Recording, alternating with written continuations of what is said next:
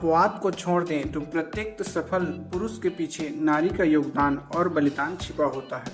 और जानते हैं श्री राम को मर्यादा पुरुषोत्तम भगवान श्री राम बनने में 3-4 नारियों का खास योगदान रहा। लेकिन कहते हैं कि यह तो सभी प्रभु श्री राम की लीला ही थी।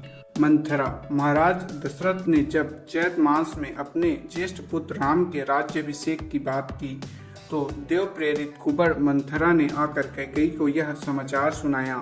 यह सुनकर कैकेयी आनंद में डूब गई और इस समाचार के एवज में मंथरा को एक गहन भेंट दिया। मंथरा ने वह गहन फेंक कर कैकेयी को बहुत कुछ उल्टा सीधा समझाया, लेकिन कैकेयी मंथरा की बात नहीं मानकर कहती है, यह तो रघुकुल की रीत है कि ज्येष्ठ पुत्र ही राज्य संभालता है और मैं कैसे अपने पुत्र के बारे में सोचूं।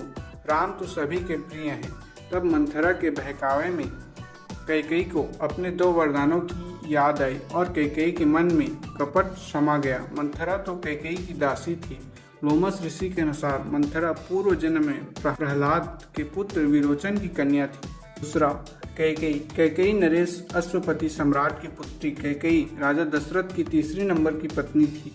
बहुत ही सुंदर होने के साथ वीरांगना भी थी। संभवतः इसीलिए वह राजा दशरथ को प्रिय थी। एक बार राजा दशरथ ने देवासुर संग्राम में इंद्र के कहने पर भाग लिया। इस युद्ध में उनकी पत्नी कैकेयी ने भी उनका साथ दिया। युद्ध में दशरथ अचेत हो गए। राजा के अचेत होने पर कैकेयी ने उन्हें रण क्षेत्र से बाहर ले आई थी।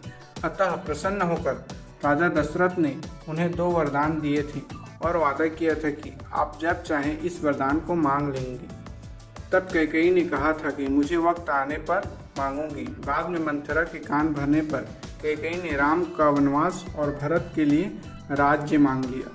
तीसरा, शूर्पणखा का वन में आकर प्रभु श्री राम से विवाह का निवेदन करना और लक्ष्मण द्वारा उनकी नाक काटना राम का एक अहम मोड़ था। जब शूर्पणखा की लक्ष्मण नाक काट दिए तो शूर्पणखा के ज्ञान चक्षु खुल गए और उसे भान हो गया कि वह कौन है। तब उसने प्रभु के कार्य को पूरा करने के लिए उनकी सहायिका बनकर प्रभु के हाथ से खर व दूषण रावण, कुंभकर्ण, मेघनाथ आदि निशाचरों को मरवा दिया। कहते हैं कि पूर्व जन्म में शूर्पणखा इंद्रलोक की नयनतारा नामक अप्सरा थी।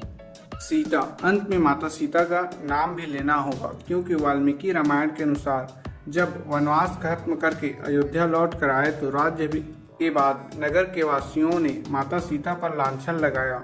वह तो रावण के यहाँ रहकर आई है तो कैसे वह पवित्र हो सकती है। यही कारण था कि माता सीता को राजमहल छोड़कर फिर से वन में जाना पड़ा।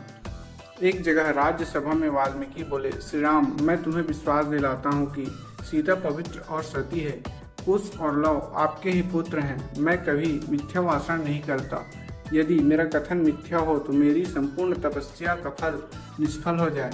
मेरी इस साक्षी के बाद सीता स्वयं शपथ पूर्वक आपको अपनी निर्दोषिता का आश्वासन देगी। इसके बावजूद भगवान श्री राम ने माता सीता की अग्नि परीक्षा लेनी चाहिए। Thanks for watching. Subscribe for more video.